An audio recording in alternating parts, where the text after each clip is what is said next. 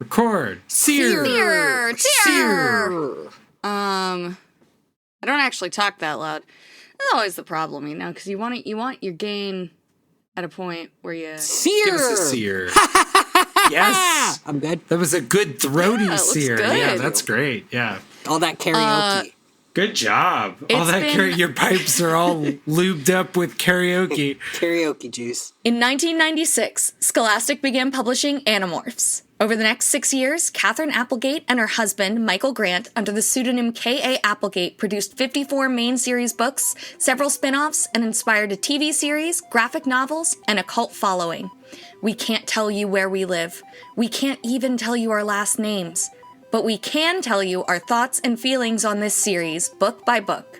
I'm Miranda. I'm Eddy. And I'm Chris. And we are the Anidorks.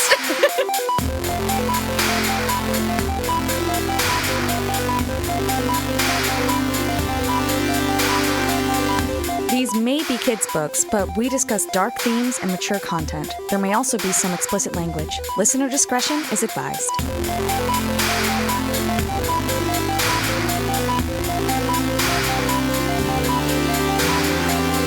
Yeah, Chris, you went to a cabin? What was that? Oh, we were both there. Yeah. No, it was just me. There? No, it was just me. It was just me. I went to a cabin. I saw 3 bears. Eddy and I, it was getting married. Oh, so was this like a bachelor party type? Bachelor X deal? Party, yeah, exactly. Bachelor X. Yeah, I was what do you call it? Bachelor X? I like that, actually. I think that's the modern parlance for it. Yeah. Really? Yeah. Yep. Yeah, that's like well... It sounds like a tournament of kinds, like the X Games. Welcome to Bachelor X, where you're going to jump out of a plane holding a snake with your dearly beloved. Yeah. Or like you don't know, oh my God, it's like a group of women and a group of men and you don't know which one is the bachelor and you're trying to get the bachelor to and one of them's you. going to betray you? Yeah. I was thinking there's a character in the Fate universe called Mysterious Heroine X, and so I was Bachelor X. I was just like, he's a secret. It's like Tuxedo Mask. You know what I mean? Bachelor X. Like, I do think I went into big younger sibling mode the entire weekend. Yeah, you really did. But I really brought did. 7 games, and this is the heat and dehydration. I feel like if I try to communicate what my headspace was, I brought so many games. I thought there was a good chance that we would play one of the games that I brought. And Chris bought 2, 3 games, which for some reason, I brought 2 games. In that moment, felt like Chris should have less of a say in what game we played. I brought more games.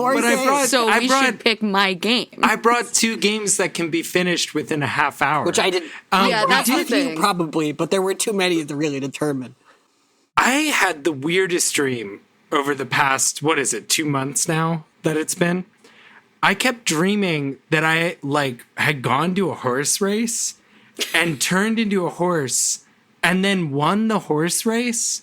And you guys were going to be horses, but you weren't horses right now. Do you guys remember this? I've been having a similar dream, and then I would wake up from the dream, and I would go, I would turn to whoever was with me, and I'd be like, hey, whatever happened at the time that I was a horse, but you all weren't horses yet? And they said, oh, it all got figured out. Yeah. And then it was like we had to get to some place, like this place that wasn't where the horses run, but it's where the slow horses run. It's where the free horses run. Free horses run. Very secret place? There's a very secret place. Very secret Some would say the most secret. Some would say that, these horses are... Oh, wait, I didn't start the timer. All right, we better... we didn't time that in. This bit, we have to time that in. Very good point, Eddy. Well, this is now a cold open. Eddy has won this session. This session. Oh, my this God. sentience. Eddy has won sentience for the evening. Dude, it's hot here. Yeah. I'm going to try and keep up, but it's hot. Can I run and pee quick, actually? 7:30. Oh, yeah. Can I pee before we start? 7:30. Wait, Yeah, peeing. sure, 7:30. Peeing. Can I do that? Quick? Go. Okay. Yeah, I'm go. sorry, Chris. I'm sorry. No, you're good. Oh. Can I tell you, Chris, your disapproval face? I'm sorry. I couldn't pee. I'm sorry. I was like, So you're gonna have to go again later? You didn't pee? No. I tried. I tried, but there was no way it was going to happen. I was too stressed. So, Well, you're gonna have to pee at some point. I think it kind of regressed. It receded. Yeah. Did you know I recently learned this? The pee is stored in the balls. No, it's not. That's really. It is. It is. That's the sperm factor. It's true. No, the sperm. No, okay, no, this gets me heated because the sperm is not made in the balls. Really? It is just stored in the balls. Wow, Yeah, no. wait. James, where do they make the sperm? You're not making Yo, me. I'm so done. I'm so done. The test. Wait, so it is made in the balls? It is. Of course, it's made in the I thought it was balls. just stored in the balls. No. All right. It's semen that's not made in the balls. Correct. Great. Semen is made in the prostate. Yep. No way. That's great. That's what that's for. Yeah. Who knew? Who I've knew? been getting so much fun out of it. Let's talk about these jockeys. Yeah, should we read here? I'm going to press start now. Woo! Bam. Woo. All right, chapter 17. You may remember that we had just won a horse race. Exactly. Yes. And That's everybody what we're else here to talk about today. Cassie won a horse race, and everybody else is supposed to be getting horse morphs. Yes. We move on abruptly.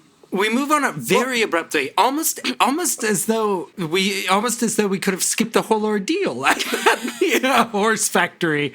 Because we were in kind of not a perilous situation, but I think where we left off, I was very curious how Cassie was going to get herself out of this. Like here's I the know. thing. There's still two stallions running around. Yeah. After she wins the horse race, they're going to want to take pictures. They're going to want to like blah, blah, blah. And then they're going to find out that there's two of the same horse because they're going to go back to whatever it is, Montana Minneapolis Max. They're going to go back to Minneapolis Max's little horse hole, and they're going to open the lid on the horse hole, and there's going to be a whole fucking horse in there. Yeah. What are they going to do with that horse? I think it'll be exciting, a little bit stressful, but also it'll be pretty funny. I think we're going to have a pretty funny scene when we get to this, right? So, and we didn't even get that scene though. We're just going to skip it over. Like in between chapters 16 and 17, we're just going to go straight. I mean, do you want to role play it? Is that what you're offering? No, I'm just disappointed. I'm disappointed too. I'm not mad. I'm disappointed. The first line of chapter 17, before we even read the summary, we're just going to go in with this. Fortunately, in between running from stable hands and trying to find me, everyone in the group had managed to acquire a horse morph. Wow. I like the dual meaning of stable hands. You know, it's like, Stable not shaky, hands. not shaky, stable. Chapter 17, we cut to the gang flying to Zone 91 after briefly learning that everyone managed to acquire horse morphs. Oh, that sounds so familiar. Marco won't stop talking during the flight about his plan. Oh my God, I'm so excited to talk about this. During the flight about his plan to rig horse races by morphing into competing horses. The gang identifies a group of horse controllers and flies 10 minutes ahead of them, morphing into horses before the horse controllers arrive. The gang gets dusty so as to fit in and follows the horse controllers into Zone 91. Easy peasy, lemon fucking squeezy. Why was it so done. difficult last time? Why was it so hard? Yeah. Chris, you mentioned it really felt like they were there for 30 seconds. They were like, we can take a minute to catch our breath between morphs, and then they were immediately caught by several armed guards. They must have been like delirious from the heat and been there for hours. Let's be honest. Like now that I'm sitting in this heat, I'm like, okay, I get it. They just like thought 10 minutes passed and an hour had gone by. There's a weird like lifting of, I think almost because what the ideas they had for this book, for K.A. Applegate had, it almost seemed like too much. Like they got themselves into this horse race. I feel like they wrote the aftermath of that horse race chapter and then had to scrap it. Yeah. And now it's like the friction that was introduced in the first part of the book, it's now just kind of lifted here. Do you know what I mean? Yeah, So- yeah. There's a lot of quick hand washing going on. It's like, okay, we're gonna have lots of little adventures. Yeah. It feels like an episode of a TV show I would find very exciting because it has a lot of different locales and it's got lots of little pockets. Like as a kid, when the Rugrats would go to a place, that was like, you'd be like, oh, they start here, they go there. That was always exciting. Like when they spent the whole day in the house, it's like, let's use our imaginations. But yeah. I do want to talk about Marco's plan. So Marco rigging horse races, because we got an email from one Alex Miller, a Patreon of ours, and I think we actually already addressed this in the mailbag episode from back in the beginning of June. But like, what would we do if we had these powers? Would we spy on like evil politicians and find out the truth, or would we just make ourselves a quick buck and retire early? And I feel like right now in this heat, that's what I want to do. Yeah. Also, Marco makes a great point, because he's like, all right, so we got 3-to-1. If we do 3-to-1 odds, we rig the race, our $20 turns into 60. Our 60 turns into what? He like just is rattling off these numbers like he's a little mathematician, like he's a TI calculator.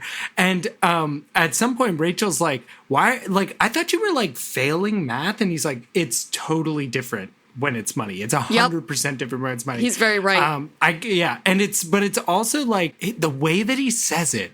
Marco is developing a steez in this book. I don't know exactly how he says it, but he says it with such grace and confidence that it's like me at a dinner party being clever. Like, I'm like, oh, that actually is like, that's not a kid making a joke. That's like a clever adult. Like, he's really fire. He's leveling up, especially after last book where we were so let down by Marco. The entire time. Yeah. And I feel like we've gotten hints of this Marco before, but I also feel like we're getting foreshadowing of, I mean, I don't know how much they're going to age or change over the course of these books. It might just kind of be the South Park thing where they're forever, or the Simpsons thing where they're forever the same age. But I feel like if they manage to win the war or lose the war, the ways that they might have fun with their powers once the stakes get lowered. Like maybe 17-year-old Marco, we're seeing some things. Imagine going to the Met Gala and just being able to like have more like eagle wings or something. Love like it. That's what I would do. Yeah. Why the Met Gala? Just to fly around? I just want to be pretty in front of everybody. No, you go as a celebrity. You make this like your whole thing. I would have been a celebrity at this point, Eddie, because I can morph wings. That's my thing that I do. Yeah.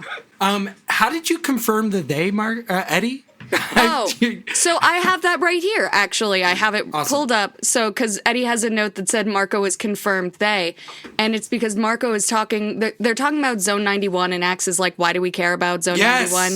And Marco's like, you probably already know what's going on in Zone 91. And Jake's like, it's a secret base. And I'm like, it's not that fucking secret, is it? And he says, they say it's a place where the government is hiding an alien spacecraft that supposedly crashed here about 50 years ago. Who is they? Axe asked. Marco is they, Rachel said.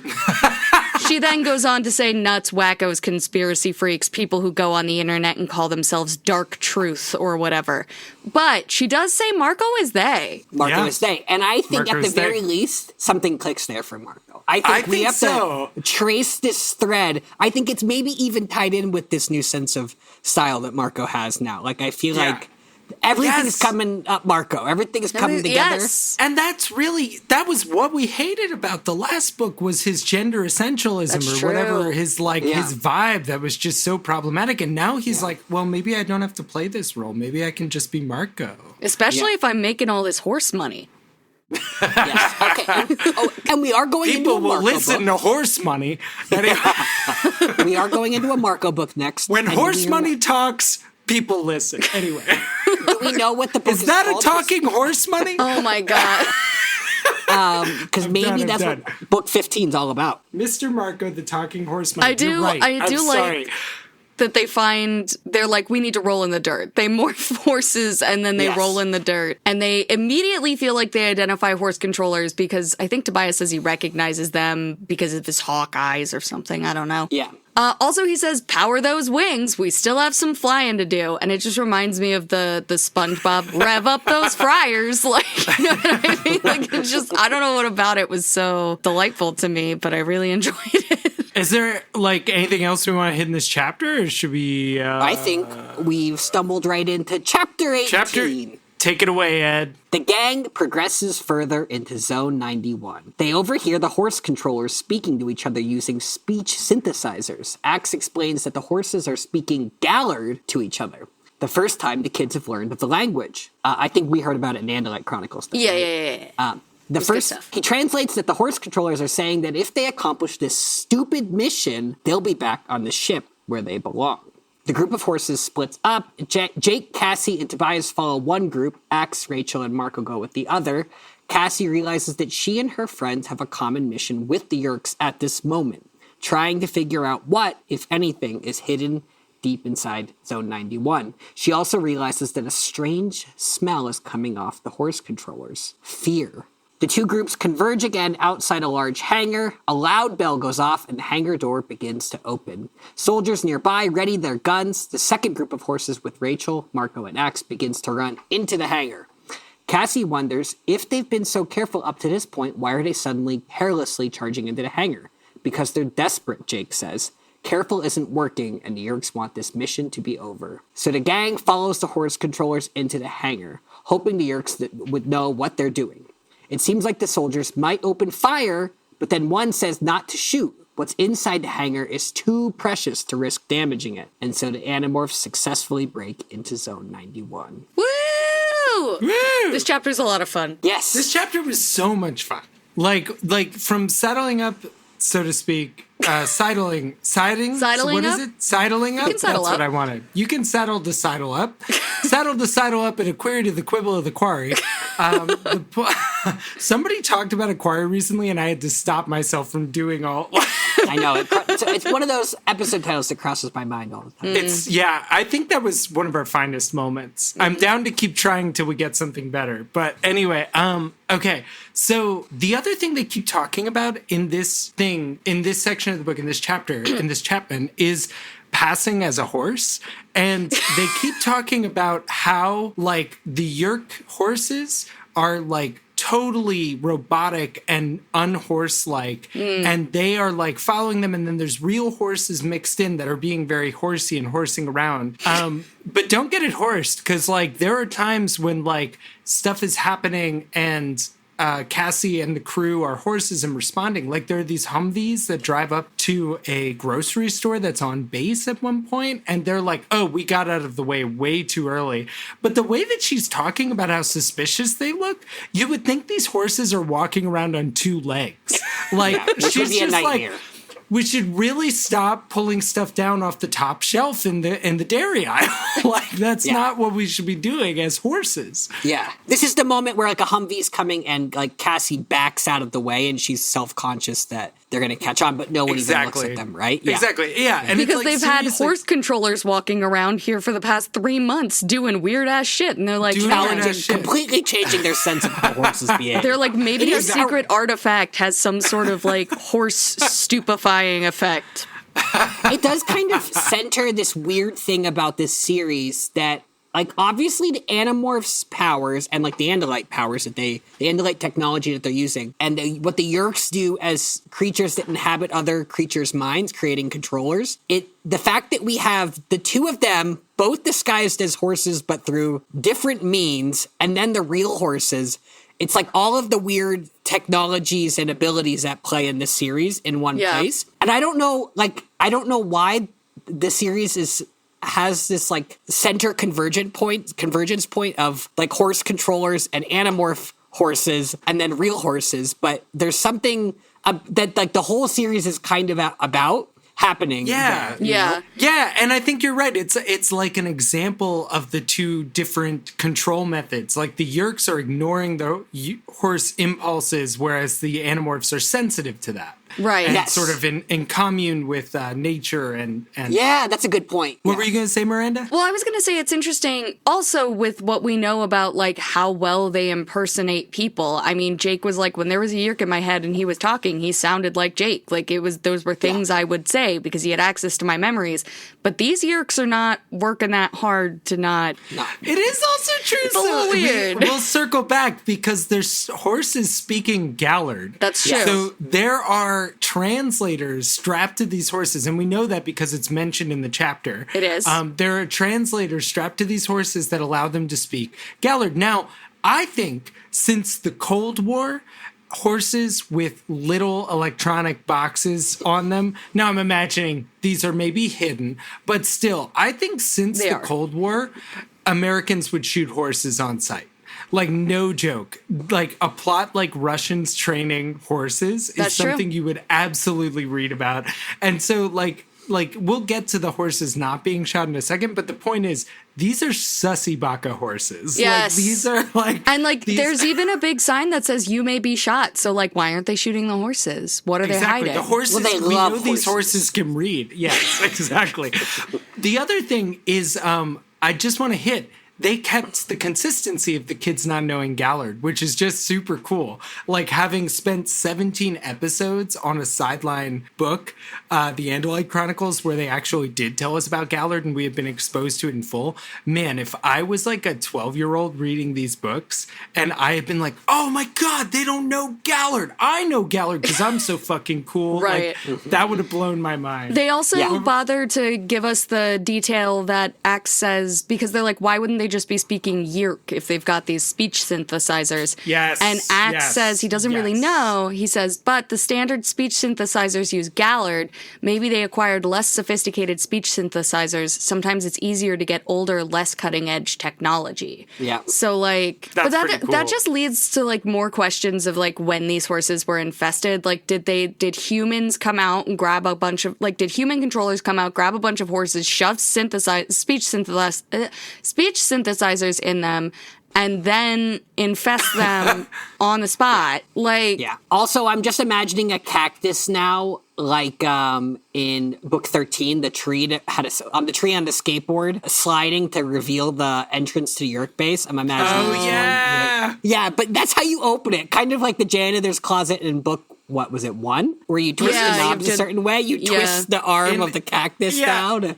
In Animal Crossing, what are those weird, like, Gyroids. gyroids, the cactus fire hydrants? Yeah. Those are cool. But I was thinking that the fact that the horses are speaking is just like, this book is so stupid in the best possible way. Like, all of those moments are just, it's so absurd, and the whole book leans into that. And I kind of feel like they couldn't get away with it in the same way in a different book. And I'm sure we've said a version of this before, but it's just so silly that the horses are walking around speaking this alien language because they have speech synthesizers in their throats. Like, it's just... I wonder why it's always Cassie books. You know, like, it's like her last book was so silly, but also had some of the most potent wisdom. Like, she was so compassionate in a way that I think would have really freaked me out. Like, imagining there's a scene in book 9 where she's like imagining the dead little skunk babies or whatever, or whatever. And like, it's like, that's brutal. That scene with her dad where she acquires the skunk morph, like, that was so eerily... Oh, it was so intense. And it's like almost like with how, I don't know why she gets the silliest books. Like, that book ended with a Benny Hill skunk spraying thing. Like, yeah. I almost feel like she has to have the silliest... The Stinky Visser. I almost feel like she has to have the silliest books to balance out the fact that she is the one who is dealing with the large-scale, like, consequences of what's going on in a lot of the books. Because the other books focus on, like, smaller-scale consequences of, like, what exactly is happening in the war. But Cassie is always thinking about how this is affecting the larger everything. And so with that heavy theme that runs through her books, I feel like you need a little bit of that Benny Hill nonsense just to keep you from sobbing the entire time you're reading the book. I think that's definitely it. And I also think they have, I don't know if it's that they have or the books just have the least sense of what Cassie's personal stakes and drama are. Like, her personal stakes are kind of these, like, abstract, thematic, macro level stakes. It's like right and wrong in terms of what's happening to the planet and to these other species. And like, whereas Tobias is trying to figure out now if he wants to be a boy or a hawk, you know? And Rachel's dealing with stuff with her sisters, and someday I'm gonna find me a hawk and settle down. yeah. But yeah, and Jake's got Tom, just doesn't have and Marco's got his dad and his mom. But like, yeah, Cassie doesn't have that home drama. She's got the most stable home life. Yeah. It's really cool. I'm so excited to talk about her home life in a little bit. Yeah. How do you like your horse morph, Tobias? I'm always asking people. We've all been always there. asking people how they like their horse morph. It's important to check in during intimacy. It's just, I almost spit out my fucking drink. I'm trying to get people to have to buy a new microphone these days. Can we, along with this, why do they split up? I could not figure out a good reason. Because the narratively horses split up. But why? That didn't end up having much weight in terms of the... So my guess is that they want to, they're going to reconverge. We know that they're going to reconverge, and my guess is that they wanted to surprise them by coming from multiple directions. It's also a really similar split to what happens later on in the book. That's true. So I think it may actually just be that, like, these are our squads, these are our people who go together. But narratively, I just couldn't figure. Who is it who's in the split? It's Jake, Cassie, and Tobias. Yeah, and then Axe, okay, Rachel, so it's and a little Marco. different because we swap out Tobias for Marco. So But I almost wrong. felt like it was wrong. either my two theories were that it was for Cassie to have this moment with Tobias, which could have Yeah. happened, I think, as a group. Yeah. Or it was because there was some lack of communication that starts to happen when they charge into the hangar. Like maybe it raised the stakes a little bit, the fact that they weren't able to check it. Like they just see them start running with the controllers and then they have to follow rather than like a group discussion or check-in. Yeah, it's interesting. There's also this interesting thing. Oh, no, wait. This is coming up. Oh, my God, I'm so excited to talk about this. This comes up in chapter 19. Okay. Just to Never clarify, mind. I'm ready for chapter 19. at the end of whenever you chapter guys are. 18, when the horses rush in, there are like at least 2 people who probably certainly die. Like humans Yes. guarding it's like a horse runs directly into him and then runs over him and I one didn't other catch person. that. And I'm like, those people are dead. That's bad. Yeah, that's we don't like that for our humans. Well, But then they're those like, humans we have can't those- shoot out away from the hangar with the stuff in it because we might hit the stuff behind us in the hangar. Oh my God! Doesn't Yeah, make a lot of sense. that's how they don't get shot. Is like they're like, we should shoot these horses, and they get the thing to fire, and then they're like, don't shoot, you could damage what's inside, and it's like, no, like just shoot the horse. Like I'm just shoot sitting the there, like just shoot the fucking horses. Also, the objective turns out not to be anywhere near the entrance to the yes, hangar. it's deep in a hangar. Just They shoot love out, horses. my guy. I'm telling you, that's what happens here. They just don't want to. All right. Yeah, horses. you're Chapter right. 19? I'm doing the split. All right, I'll read it. I got the splits. All right, the gang ventures deeper and deeper into Zone 91's hangar. Gross. A strange Gross. herd of animorph horses, horse controllers, and actual horses. Extra Finally, gross. they reach Zone 91's secret, an alien cube with its corners sanded off. The cube is covered in tubes and strange symbols. On one end is an opening large enough for someone to step inside. One of the horse controllers speaks in Gallard. Axe translates that the controller asked what the alien object is, indicating that the Yeerks are as confused by the object as the Animorphs are. The guards catch up and usher the horses out of the hangar. Cassie realizes as they exit the hangar that even though they have discovered Zone 91's secret, neither the Animorphs nor the Yeerks understand what exactly they have found. Mysteries within mysteries. Biggest mystery of this chapter to me, hate to cut you off, Chris. No, please. Cassie startles a woman in a lab coat who drops her Dude, open fuck yogurt off. on the I floor. want to know.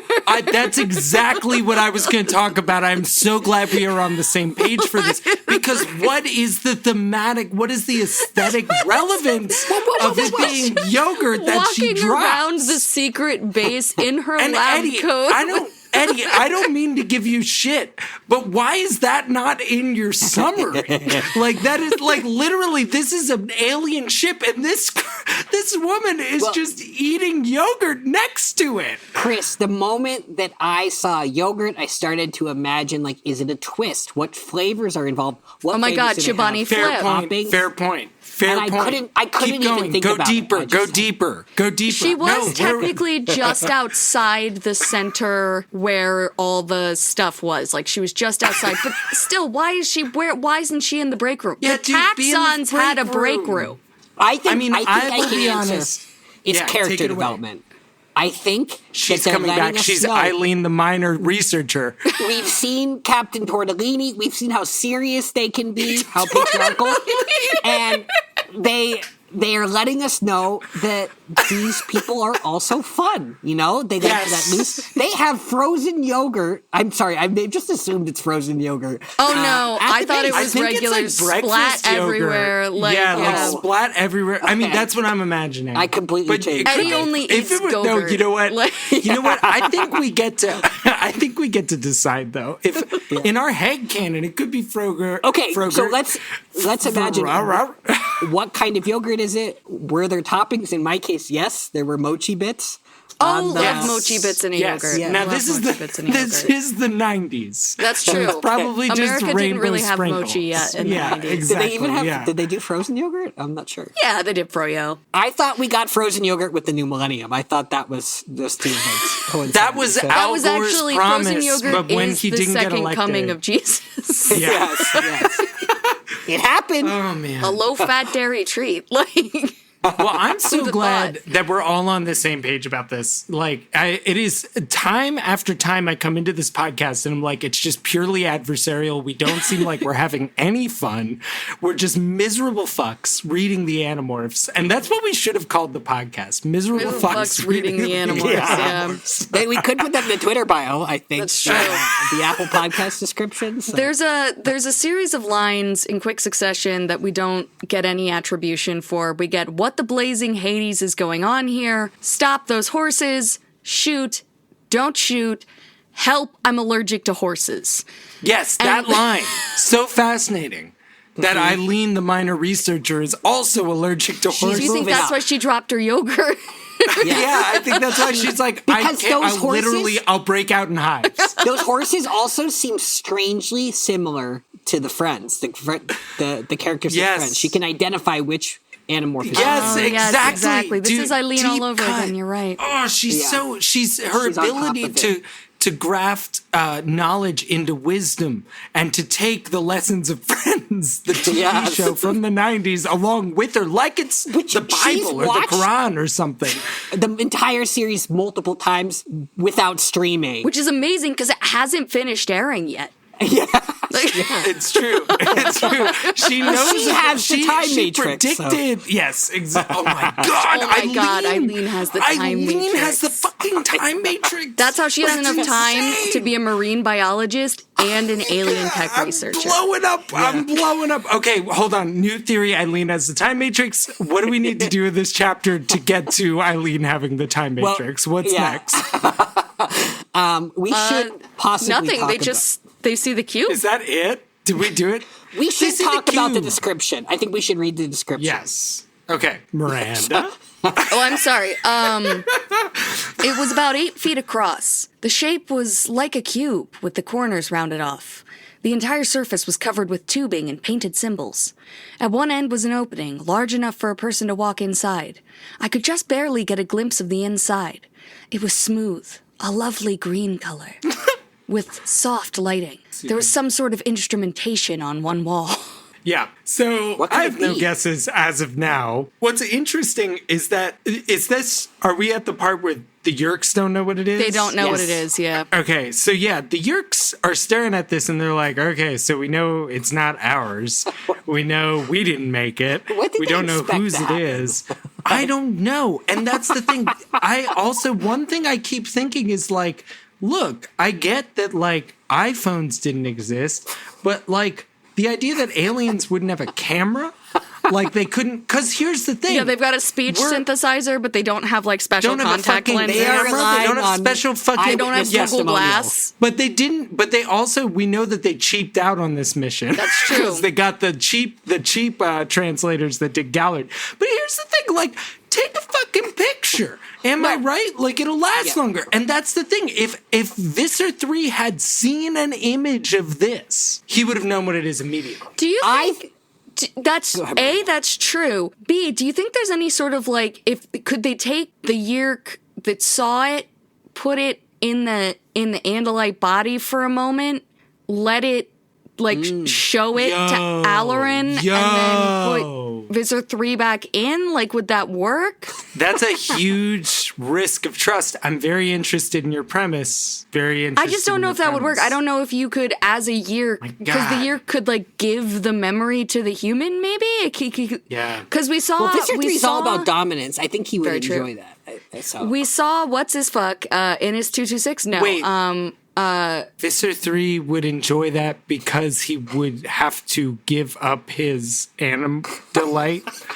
Like you're saying Top wants to sub sometimes? Is that what you're saying? No, it's not what I'm saying. It's just that he's extracting these memories from this Yerk. Because I mean, I get it. Top wants to sub sometimes. Like, Yeah. it's totally true. But like, yeah.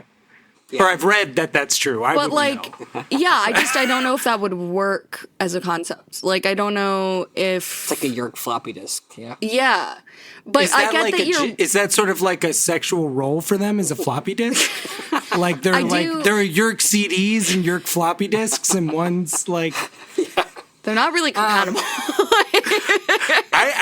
It's funny because I know for a fact that what I'm saying is not funny. I know that it will get that laugh from Eddy. I think that's... But like, I do think it's, you're right that there's no, like, what would they do? Just like try to get him to come out and be like, poke him in the ear, like, you get out of there now. It's my turn in the end. Like, I do see the problem with this plan now. They have to expect that this year won't just become the next Visser, like in terms of personality. We'll just keep the Andalite body, yeah, morph into something else. You don't let your cafeteria worker drive the tank. But like we could have put this year back in a human and had him draw it or something. I agree. Wait, can we just talk about if they can make speech synthesizers? They can make a fucking camera. Why are they controlling horses that break into area 9? Dude, Zone 91? I know. So, like, I know. It sounds like they acquired these speech synthesizers, though. He's like, usually it's cheaper to get old ones. So I'm like, do they buy them off the Skritnog? But Miranda, I get that it's an economy. I get that it's like a weird intergalactic economy, and I know we gotta spend money to make money. I'm just saying, like, Eddy's got a point. Like it seems like if wraparound, like. Here's the thing. In a couple chapters, Visser 3 is going to land and personally oversee this meeting. Now, we know he's not the best boss. We know his priorities are all fucked up and he loves to micromanage. But if you're going to have Visser 3 killing people over this shit, get him the nice translators. Buy him a camera. But let's get them some safety goggles while we're at it. They do seem to imply that they're on this mission because they don't think very much of them. They are like, big dum-dums. we belong on the ship. We're going to get our place back on the ship. We're going to do it. So, like, they got sent here because they thought this was like a nothing burger of a mission anyway. Yes, right. And I want to posit a new thing. We're going about this the wrong way. I think Visser 3 might just be bored. And that is why. Do you want to know what my theory is? Okay. And I don't want to spoil anything. I think that I'm going to say this veiled so that the audience can be on this journey with us. I think that there is some urgency that Visser 3 is feeling, possibly a bodily urgency that he's been needing to work out this entire time. No. And he knows exactly what's in the hangar, is embarrassed to tell anyone. He just wants them to describe it. He just needs to go. Yeah. He needs to go real bad to whatever is in this hangar, and we'll get to why in a moment. Okay, but here's my other thing then. If that was the case, could he not just morph into a fly, like our Animorphs have done, zoom on in there, demorph inside of this thing, and go about whatever business he needs to conduct? You know how flies get around. He is much too important to be doing this job himself. I'm just saying, if the urgency is that great, I think we'll see. We'll see what happens. So not so I know we're asking a lot. But like you can't read between the lines. You don't know what we're talking about. We know that you figured it out, but pretend with us that we're. Well, I think they're pausing the podcast when they finish a chapter that they've already read, and then they read the next chapter and then hit play again, right? Okay, we should move on to the next chapter. Yeah, I think we hit it all. Oh, one thing I did want to say, though. Eddy, you said this a couple chapters ago in the notes. It is interesting this plot device of aliens being interested what's at Zone 91. Like, that's fucking artful, actually. The idea that, like, the question is, are they hiding alien technology at Area 51? And then in this book, aliens are all curious about what's at Area 51. Like, Area that's 91? actually... Yes, I know, but I was trying to spell it out for our dear readers. Yeah, anyway, but the point is, I just think that is really artful. I thought that was cool. Shall we move on? Let's move on. Chapter 20. All right. The gang tags along with the pack of horses for a while, wandering through the drylands. They've been in Morph for an hour and don't want to draw attention to themselves by exiting suddenly. Along with that, they're all trying to process what they've seen. So we're leaving the base as a group with the Yerk horses heading off into the sunset.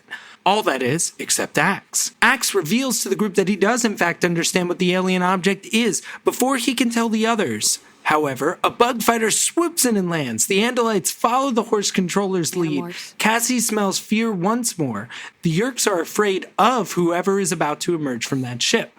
Of course, it's Visser 3. He demands to know what the horse controllers have learned. One of the horse controllers shares that they successfully infiltrated Zone 91. Should be happy with that, boss man. But the controller admits that even upon breaching the zone, they're no closer to understanding its secrets. Visser 3 is irate. He beheads the horse that spoke and reprimands the others for wasting so much time. And on top of that, he says they've lost 2 of their soldiers. The first poisoned by a snake, and now this one that he just beheaded. Such a good bit. Classic Visser 3. Visser 3 takes a few deep breaths, calms himself down, thinks about the mani-pedi he's going to get in a couple hours. He's not angry. He's just disappointed. Everything's fine. Everything's fine. The Yerks will just have to invest a few Zone 91, not employees, enlistees or something like that. And they'll all have a perfect opportunity to do some investing tomorrow at. But wait! Before he can finish that very sentence that would give us the information we need, he trails off before he can reveal the location of this new plan. Having noticed that there are a few too many horses present, he is a keeper of the horses. It's all feeling a little suspicious. Better to kill these extra horses just to be safe. After all, they might be Andalite bandits. And then Axe finishes his... Oh, shit. A few Hork-Bajir. A few Hork-Bajir.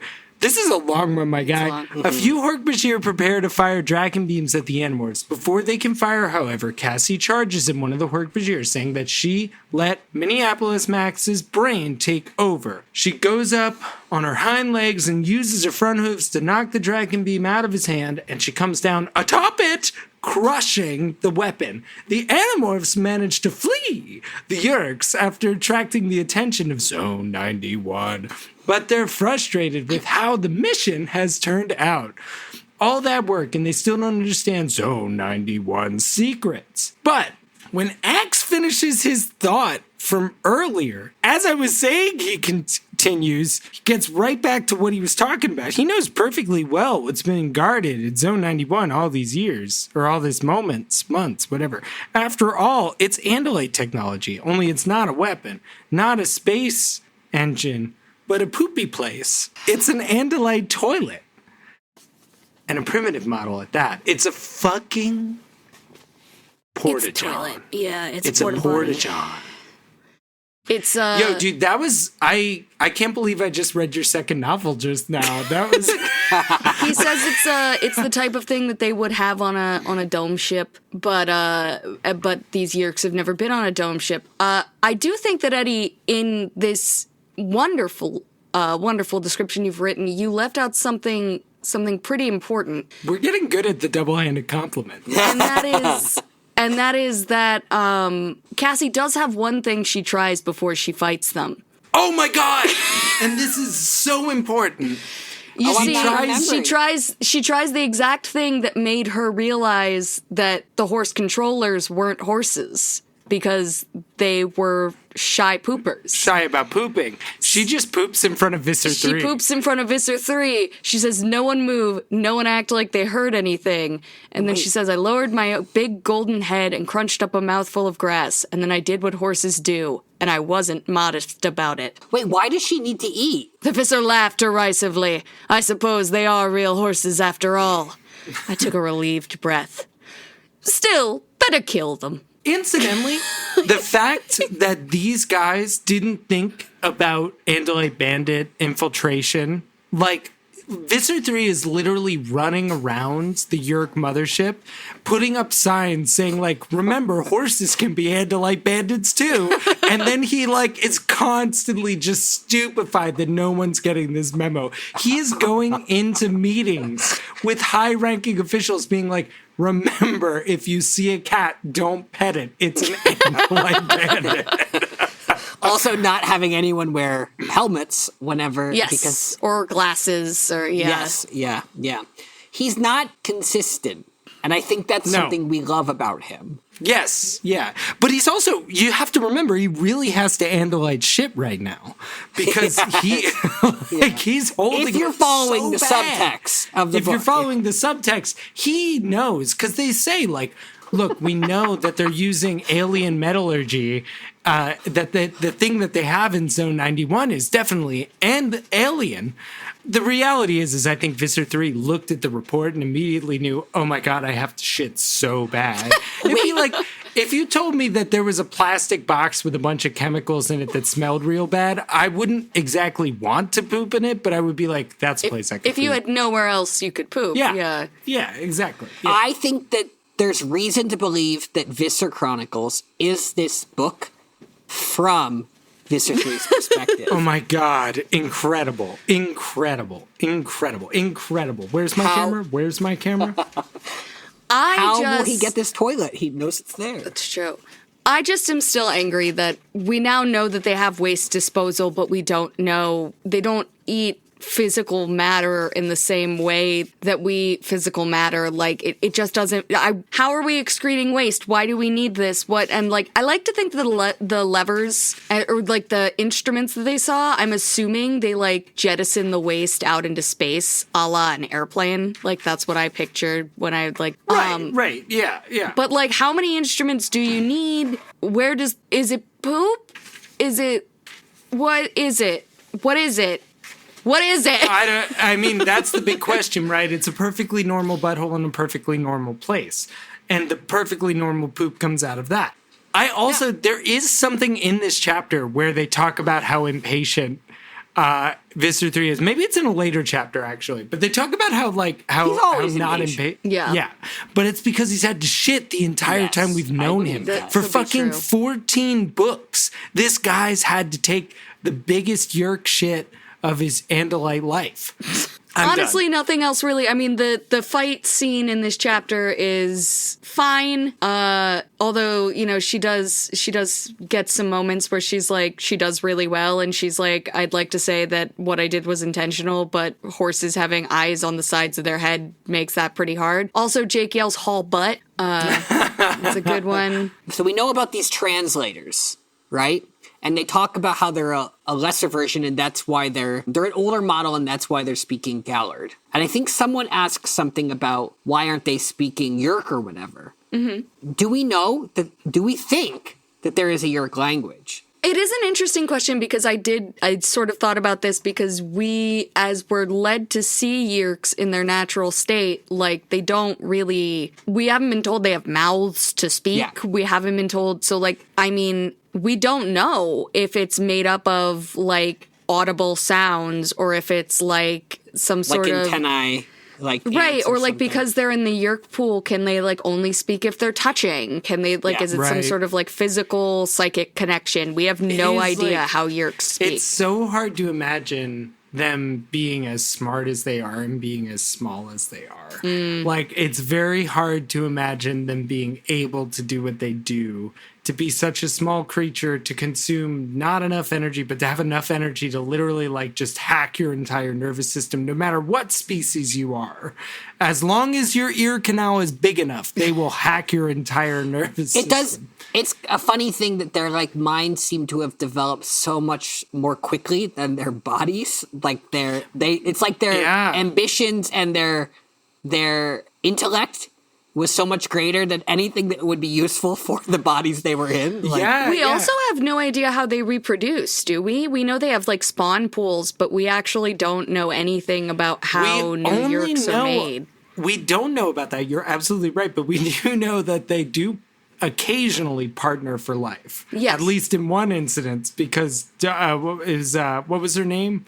Way back in book 8. Durain. I can see clearly now. Durain is gone. That's right. Oh my God, we're assholes. Anyway, the point is... but we are in our next minisode, we did discuss...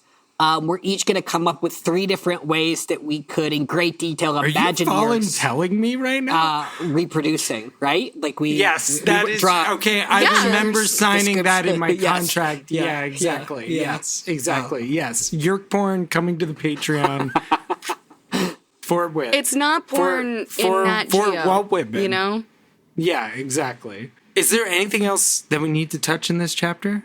Or are we good? It's like we just sort of we wind the whole thing down. We're going home. We're about to be kids again. Yeah, you would think the book feels over. The book does actually feel over. It feels like, but we're gonna cram in this 3rd act. Is it a 4th act? What the fuck? It's a 4th act. It's like it is in fact a 4th act. Chapter 21. The gang goes home, unsure of what to do next. Cassie is confronted by her parents about not being home for dinner. They demand to know where she was. Cassie lies, claiming to have been with Rachel and Jake. Her parents believe that her being with Jake was the reason Cassie was being suspicious. Ah, young love. Cassie retreats to her bedroom. Something just isn't adding up. She can't stop thinking about something Visser 3 mentioned out in the drylands. Something about his backup plan. Why would he need a backup plan for something as irrelevant as an Andalite toilet? It wasn't a weapon or useful technology, unless the Yeerks simply don't want any existence of alien life to exist on Earth. That's it! And then Cassie has an idea of what that backup plan might be. She recalls seeing a sign-up sheet at Zone 91 for a family recreational night at the gardens. She figures that's where the Yeerks will probably try to invest Zone 91 employees. Wild chapter. I mean, they bothered to tell us about the sign-up sheet way back when. They did. And they're going to cash in on that. Yeah. And we get to see a nice scene with Cassie and her very well-adjusted parents. It's very cute. It's painfully cute. They basically say she overhears them having a conversation about how because she's such a hardworking kid, you can't really punish her. It's like you can't give her more work. If you confine her to her room, she's just going to end up doing less work than she would if you let her out of her room.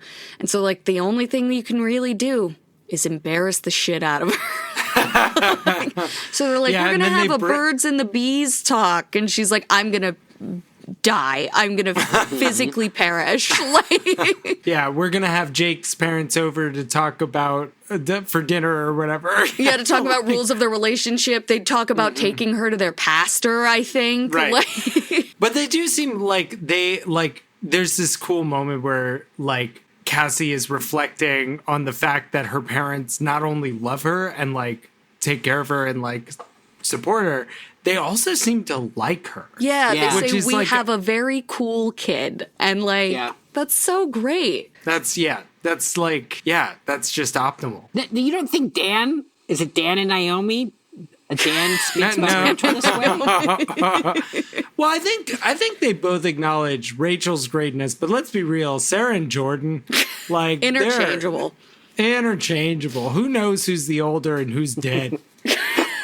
No, just be clear, they're not dead, Chris. I know you think that one of them has died. One of them might have died in that house collapse, and I think honestly, one of them died in notice. the house collapse, and she's the one that's still alive. I can't say who, Sarah or Jordan, is so traumatized that they're all playing along with this game where they refer to the one living as both. Oh, yeah. That or they honestly just can't tell and think that they're moving really quickly from place to place. Eddy kept talking about horror movies this weekend, so I'm trying to throw horror content back at Eddy. I did? Nope.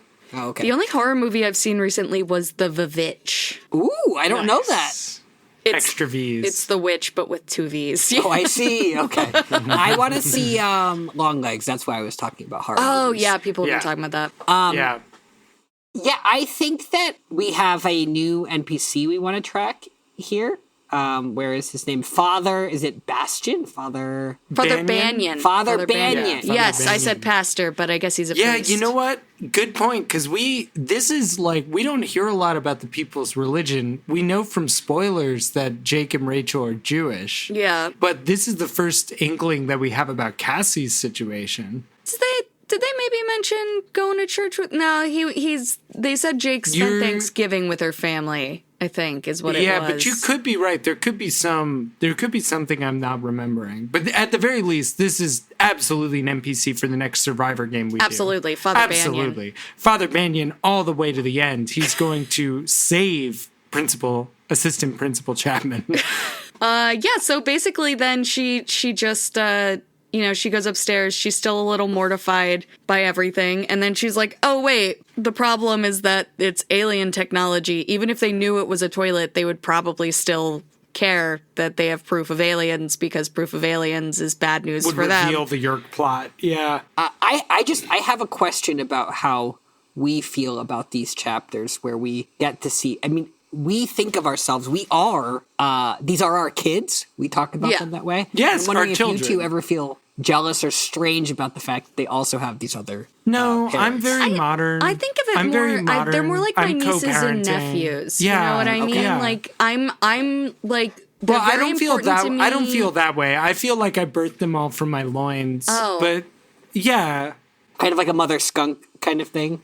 Yeah, exactly. Yeah, exactly like that. You can draw fan art of that, of Chris as a mother skunk.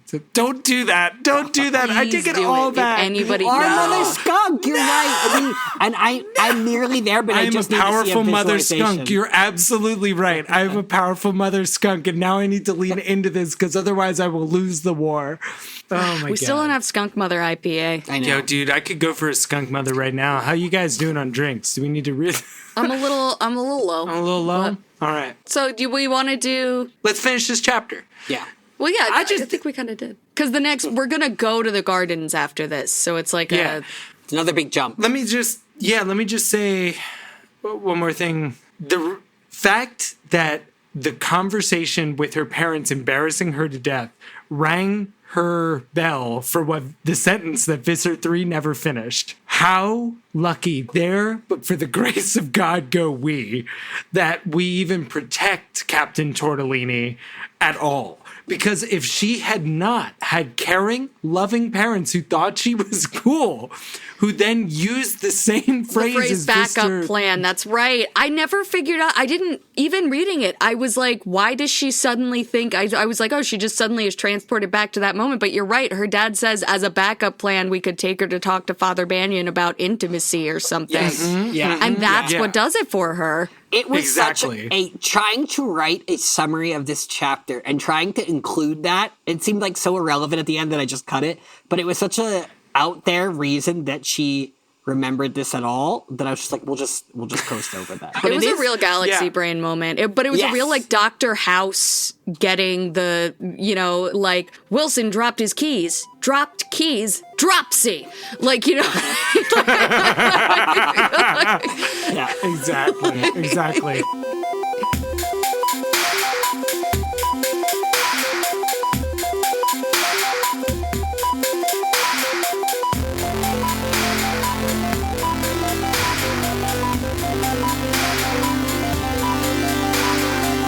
Thanks for listening to Anidorks. We'll be back soon with lots more to say. Until the Andalites return, or at least until next time. See you soon.